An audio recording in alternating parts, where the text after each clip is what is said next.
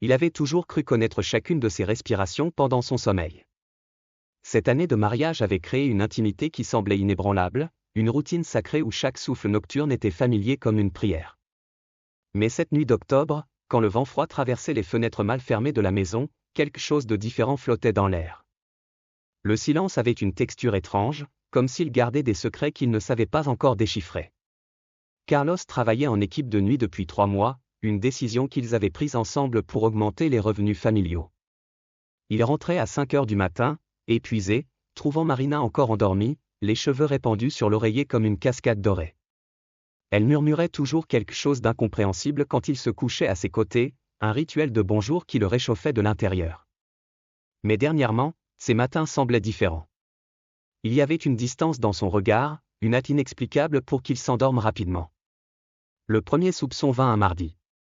En arrivant du travail, il remarqua que le lit était légèrement défait de son côté à elle, comme s'il avait été refait à la hâte. Marina avait toujours été méticuleuse avec l'arrangement de la maison, chaque détail à sa place. Cette petite imperfection était comme une note fausse dans une symphonie parfaite. Il décida de ne pas commenter, mais la graine du doute commença à germer dans sa poitrine. Pendant le dîner ce soir-là, il l'observa plus attentivement. Marina jouait avec la nourriture dans son assiette, le regard perdu sur la fenêtre qui donnait sur la cour arrière. De l'autre côté de la clôture basse, la maison du voisin restait avec quelques lumières allumées. Roberto avait emménagé là 6 mois auparavant, un homme de 40 et quelques années, divorcé, avec ce type de masculinité rustique que certaines femmes trouvaient irrésistible. Poitrine large couverte de poils foncés, bras forts de quelqu'un qui travaillait de ses mains, une barbe toujours bien taillée encadrant un sourire conquérant. Carlos remarqua comment les yeux de Marina se détournaient parfois vers la maison voisine pendant leur conversation. Petits gestes qui, isolément, ne signifiaient rien, mais qui ensemble commençaient à former une mosaïque troublante. La façon dont elle soupirait quand Roberto apparaissait dans la cour les week-ends, torse nu, s'occupant du jardin. Comment elle trouvait toujours des excuses pour être dans la buanderie quand le voisin était dans la partie extérieure de la maison. Petits signaux qu'il avait ignorés, les attribuant à la paranoïa de la fatigue. Mais ce fut le vendredi suivant que la réalité commença à se dérouler de façon brutale. Carlos fit semblant d'aller travailler comme d'habitude, embrassa Marina sur le front, murmura les mots habitués sur son retour à l'aube. Cependant, 20 minutes plus tard, il gara la voiture 2 pâtés de maison plus loin et revint en marchant par la rue parallèle, entrant dans la maison par la porte arrière qu'il utilisait rarement. Son cœur battait comme un tambour de guerre quand il se cacha dans la chambre d'amis, d'où il avait une vue partielle sur la cour à travers une fente dans le store. L'attente fut torturante. 1 heure passa, puis 2. Il commençait à se sentir ridicule, imaginant que son esprit créait des fantômes là où il n'y en avait pas. C'est alors qu'il entendit la porte arrière s'ouvrir doucement, un son presque imperceptible qu'il connaissait bien. À travers la petite ouverture dans le store, il vit Marina traverser la cour à pas prudents, vêtue seulement d'une nuisette de soie bleue qu'il lui avait offerte pour son anniversaire. La même nuisette qu'elle portait lors de leur nuit spéciale ensemble. Le sang se figea dans ses veines quand il vit Roberto apparaître à la porte arrière de la maison voisine. Il était torse nu, la poitrine poilue mise en valeur par la lumière jaune de la véranda. Ils s'embrassèrent comme des amants qui se retrouvent après une longue séparation, les mains de l'homme explorant les courbes de son corps avec une familiarité qui rendait clair que ce n'était pas la première fois. Carlos sentit le monde s'écrouler autour de lui, chaque certitude qu'il avait sur sa vie se brisant comme du verre piétiné. Ils disparurent à l'intérieur de la maison, mais la torture ne faisait que commencer. Carlos resta là, paralysé entre le besoin de partir et la compulsion morbide de témoigner de la destruction complète de son monde. Les lumières s'allumèrent dans la chambre de Roberto, et à travers la fenêtre partiellement découverte, des ombres se mouvaient dans une danse intime qu'il connaissait bien, mais qui appartenait maintenant à un autre homme. La trahison n'était pas seulement physique, elle était émotionnelle, psychologique, spirituelle. Il voyait dans la posture de Marina un abandon qu'il n'avait pas vu à la maison depuis des mois. Elle bougeait avec une liberté, une passion qu'elle semblait avoir gardée spécialement pour ses rencontres clandestines. Roberto la touchait avec la confiance de quelqu'un qui connaît chaque centimètre du corps qu'il explore, chaque souffle qu'il peut provoquer. Carlos reconnut dans ses mouvements une femme qu'il pensait connaître complètement, mais qui se révélait maintenant être une étrangère. Les heures se traînèrent comme des siècles. Il resta là, témoin involontaire de la mort de son mariage, incapable de bouger ou de traiter complètement ce qu'il voyait. Quand il vit finalement Marina revenir par la cour, il était déjà plus de 4 heures du matin. Elle se déplaçait avec la même prudence qu'avant, mais maintenant il y avait quelque chose de différent dans sa démarche, une satisfaction qu'elle essayait de dissimuler mais qui était évidente pour quelqu'un qui la connaissait intimement. Carlos réussit à arriver à la voiture et conduisit quelques pâtés de maison avant de s'arrêter dans une station-service vide, où il vomit toute l'angoisse accumulée. Les images se répétaient dans son esprit comme un film d'horreur en boucle infinie. Marina dans les bras de Roberto, les gémissements qui traversaient la nuit, l'intimité qu'il partageait pendant qu'il travaillait pour soutenir une vie qui n'existait déjà plus. Il rentra à la maison à l'heure habituelle, jouant le rôle du mari qui revient du travail.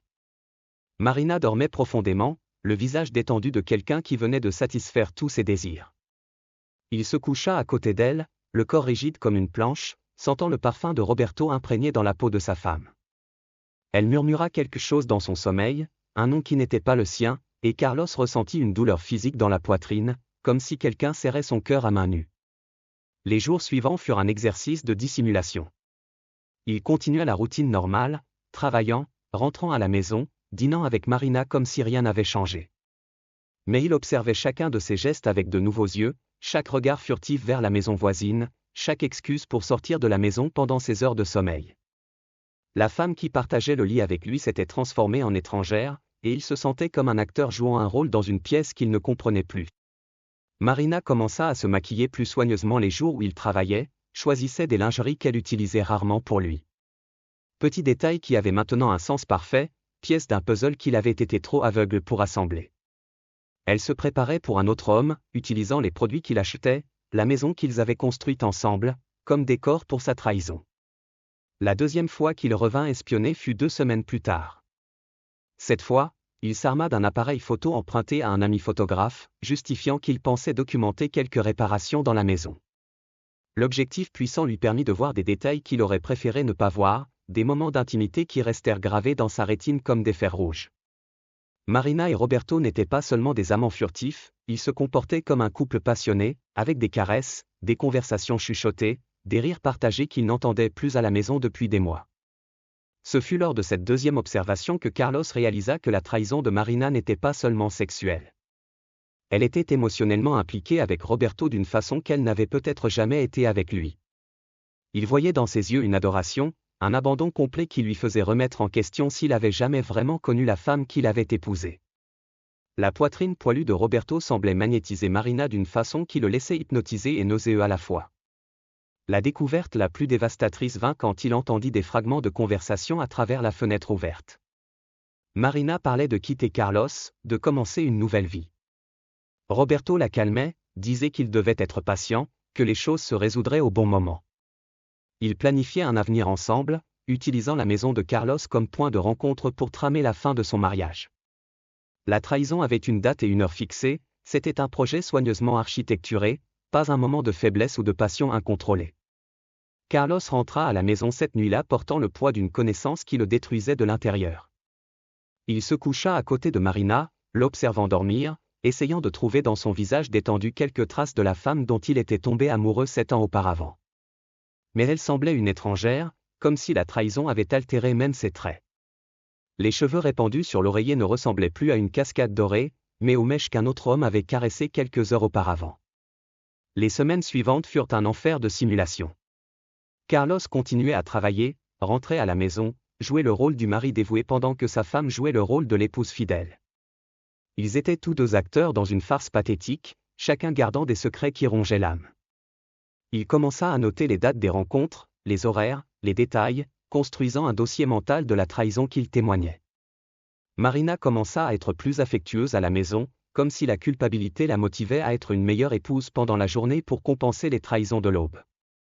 Elle préparait des dîners spéciaux, utilisait des parfums qu'il aimait, initiait des conversations sur des projets futurs avec une naturalité qui le laissait perplexe. Comment réussissait-elle à planifier une vie avec Roberto tout en feignant de construire un avenir avec lui ? Sa capacité de dissimulation le hantait plus que la trahison elle-même. Il commença à remarquer d'autres détails qu'il avait ignorés. Le téléphone portable de Marina, toujours retourné pendant les repas. Les sorties soudaines pour rencontrer une amie à des heures suspectes. Les fois où elle rentrait à la maison avec un éclat dans les yeux qu'il ne réussissait plus à éveiller. L'intérêt renouvelé pour l'exercice physique, l'apparence, les vêtements plus sensuels. Tout avait un sens maintenant, chaque pièce s'emboîtant dans une mosaïque de tromperies et de mensonges. La goutte d'eau qui fit déborder le vase arriva un mardi pluvieux. Carlos fit semblant de partir au travail comme toujours, mais revint 1 heure plus tard parce qu'il avait oublié quelques documents importants. Il trouva Marina au téléphone dans la cuisine, parlant bas, avec une voix douce qu'il n'entendait plus depuis des mois. Elle ne le vit pas arriver et il réussit à entendre une partie de la conversation. « Moi aussi je t'aime », disait-elle. « J'ai hâte d'être dans tes bras encore une fois. » Les mots traversèrent le cœur de Carlos comme des poignards aiguisés. Marina raccrocha rapidement quand elle l'aperçut, inventant une excuse sur une amie avec des problèmes conjugaux. L'ironie de la situation était si absurde que Carlos faillit rire. Il prit les documents qu'il avait réellement oubliés et quitta la maison sans rien dire, mais à ce moment-là il prit une décision. Il ne pouvait plus vivre dans cette farce. Il devait la confronter, mettre fin à cette agonie. Ce soir-là, pendant le dîner, Carlos observa Marina manger en silence, pensant probablement au rendez-vous qu'elle aurait avec Roberto dès qu'il partirait travailler. Elle était plus belle que jamais, la passion clandestine avait éveillé en elle une sensualité qu'elle ne démontrait plus à la maison depuis longtemps. C'était cruel de réaliser qu'un autre homme tirait d'elle le meilleur qu'elle avait à offrir, pendant qu'il ne recevait que les miettes d'une femme qui ne lui appartenait déjà plus. « Marina », dit-il soudainement, la faisant lever les yeux de son assiette. « Il faut qu'on parle. » Elle sembla percevoir quelque chose de différent dans son ton, une gravité qui n'était pas présente dans les conversations routinières des derniers mois. « De quoi ?» demanda-t-elle, mais il y avait une nervosité dans sa voix qui confirmait ses soupçons. « De nous. De ce qui nous arrive. » Carlos vit la panique passer dans ses yeux comme une ombre rapide. Marina savait qu'il savait, même si elle ne savait pas exactement à quel point il avait découvert. C'était la fin de la farce, le moment où les masques tomberaient et il devrait affronter la vérité nue et crue d'un mariage devenu mensonge. « Je ne sais pas de quoi tu parles, » murmura-t-elle, mais ses mains tremblaient légèrement en tenant sa fourchette. Carlos se leva de table, alla à la fenêtre et regarda vers la maison de Roberto. Les lumières étaient allumées, et il put voir la silhouette de l'homme qui avait volé sa femme bouger dans le salon. « Je sais pour lui, Marina. Je sais pour vous deux. » Le silence qui suivit fut assourdissant. Carlos pouvait entendre le cœur d'elle battre de façon accélérée, pouvait sentir la panique qui s'emparait de son corps. Quand il se tourna pour la regarder, Marina était pâle comme un fantôme, les mots coincés dans la gorge comme des pierres. « Depuis combien de temps ?» réussit-elle finalement à demander, la voix presque un murmure. « Assez longtemps pour comprendre que notre mariage est fini depuis longtemps », répondit Carlos, surpris par le calme de sa propre voix. « La question est, qu'est-ce qu'on va faire maintenant ?» Marina commença à pleurer, non pas les larmes de repentir qui l'attendaient, mais des larmes de soulagement de ne plus avoir à faire semblant. « Je ne voulais pas que ce soit comme ça, » dit-elle entre sanglots. « J'ai essayé de résister, mais sa poitrine poilue était plus intéressante que la mienne, » compléta Carlos avec une amertume qu'il ne put dissimuler. Elle sursauta à la crudité de l'observation, mais ne nia pas, ce n'était pas seulement ça. Roberto me fait me sentir vivante d'une façon que j'avais oublié que c'était possible. Les mots furent comme un coup de poing dans l'estomac de Carlos. C'était officiel, sa femme ne le trompait pas seulement physiquement, mais elle était tombée amoureuse d'un autre homme. Le mariage n'était pas seulement blessé, il était mort et enterré depuis des mois, et il avait été le dernier à le savoir. Alors c'est ça, dit-il, se rasseyant à table. Cette année jetée à la poubelle à cause de quelques poils sur la poitrine et des muscles de salle de gym. Ce n'était pas comme ça, protesta Marina, mais sa voix n'avait pas de conviction. Roberto me comprend d'une façon que je n'ai jamais comprise, compléta Carlos encore une fois. J'ai compris.